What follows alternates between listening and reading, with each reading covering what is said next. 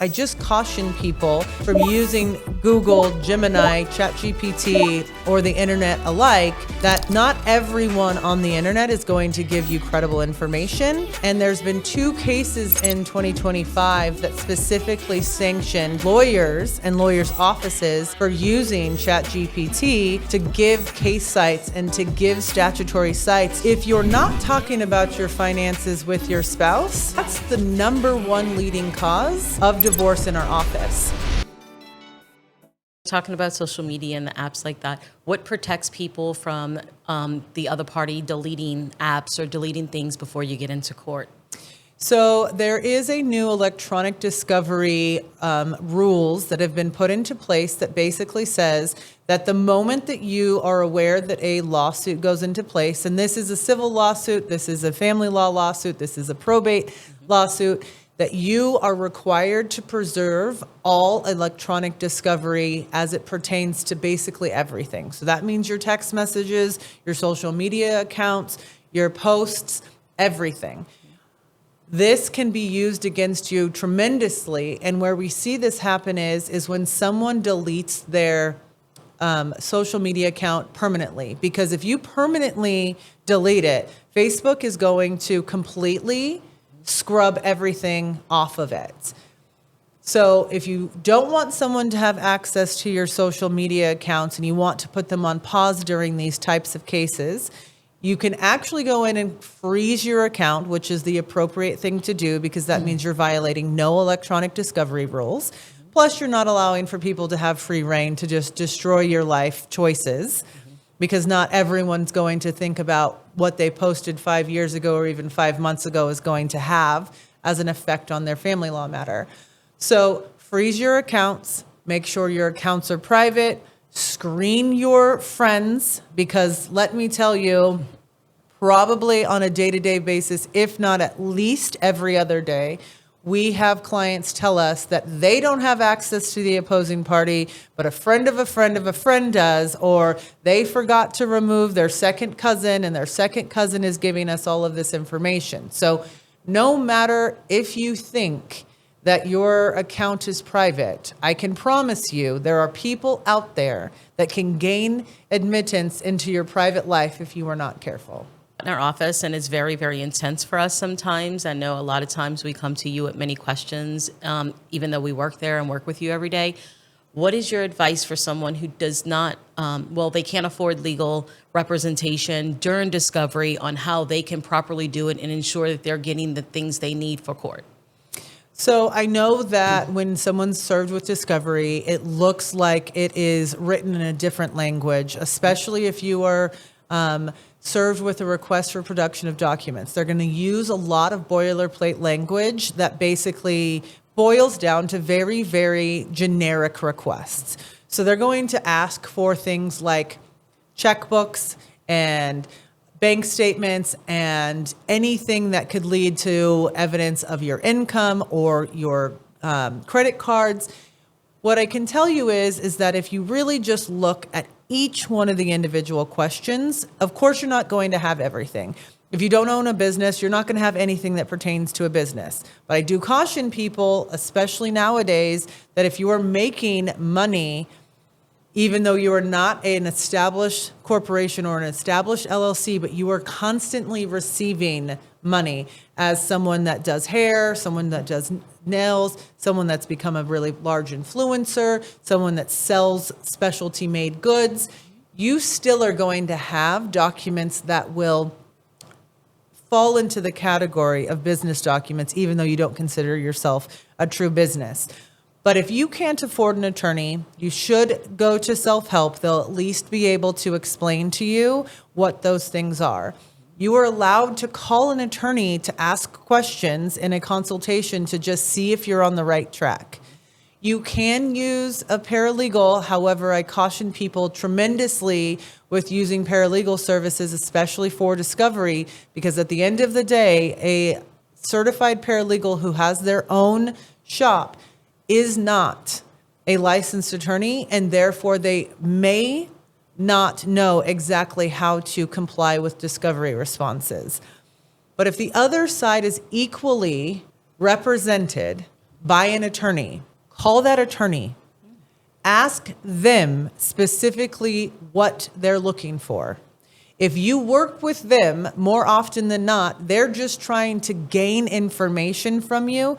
So then you're not going to fall trap to getting motion to compel and owing discovery sanctions. Call them. Try to work with the attorney in their office to be able to comply to the best of your ability. And again, take a deep breath, read the request, because you're more than likely going to know what to do if you just exclude the things you know you don't have. And especially with questions, it's about your life. If the answer is no, that is a sufficient answer. You don't have to give a whole explanation as to why. Does this document exist? No. Then you move on. So you were saying you're advised not to just go with a paralegal that with the law. You would recommend a lawyer. I find a lot of times too in our office we'll get our clients where they say, well, the internet says this or ChatGPT says that. What do you advise with those sites, with them using them? So, I mean, if you can find a very reputable organization, especially if it's coming from a lawyer or a law office, you can pretty much guarantee that they're not going to be providing you with misinformation. And so if you can find a reliable source, such as this podcast, then you're able to, really trust the information that you're receiving.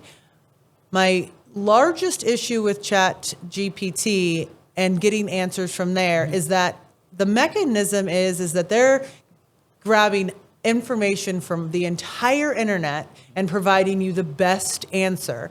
But if they're getting any of that information from someone who got it just slightly wrong, then you're going to get just slightly wrong information, and then it continues to build on just slightly wrong information. You want to make sure that you get reputable information, that you do your own independent research if you're receiving case sites or statutory sites to make sure that it didn't just sort of sound right, and that's why they pulled it in.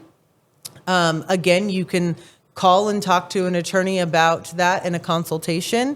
You can go to self-help to see if that information is correct. I just caution people from using Google, Gemini, ChatGPT, or the internet alike, that not everyone on the internet is going to give you credible information.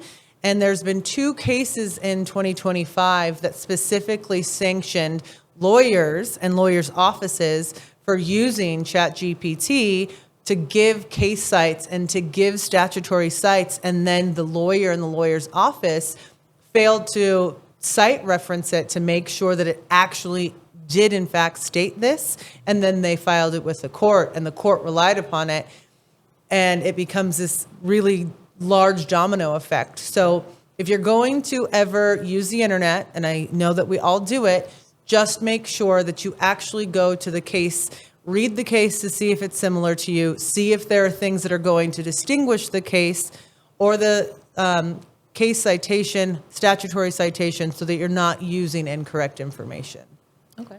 And what would you suggest, although we never predict that we're ever going to get divorced or we're ever going to separate, is there preparations that you can do throughout your marriage just to have it a peace of mind, to keep records of things, to keep things organized in the event of a divorce would ever happen, to help with discovery and to help with finalizing things like that? Well, I think that this is kind of life advice no matter how you look at it.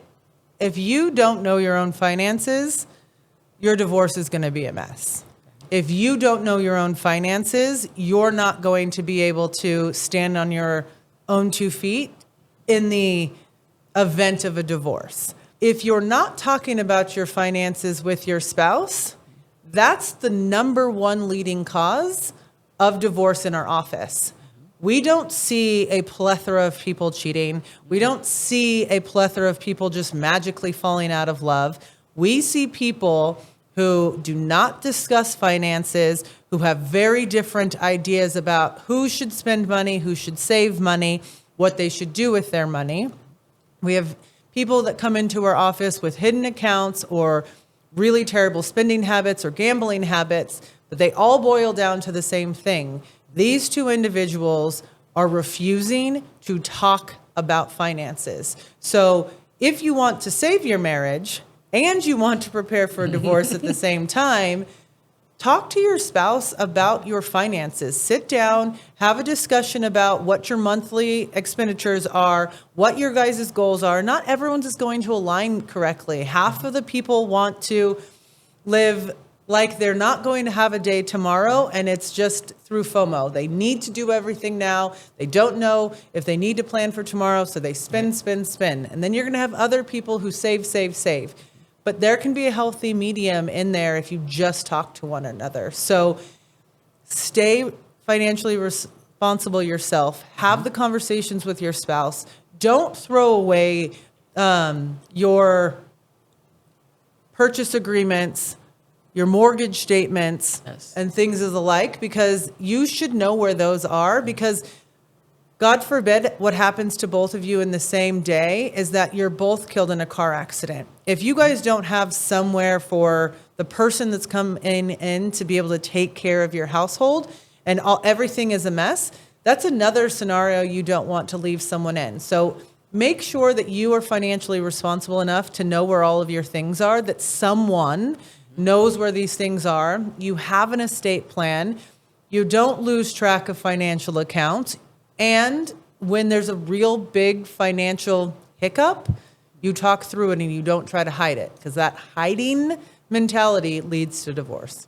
Thank you. Well, Joanne, thank you so much for coming on the show today. It was wonderful to be able to discuss all of discovery. You know, there's so much to discovery, but I think that people, at least knowing the mechanisms that are out there, what to do in the event that someone's still not complying, is so important, because this is a real thing we see on a day-to-day basis. And so thank you so much for coming on and having this discussion with me. Well, thanks for having me.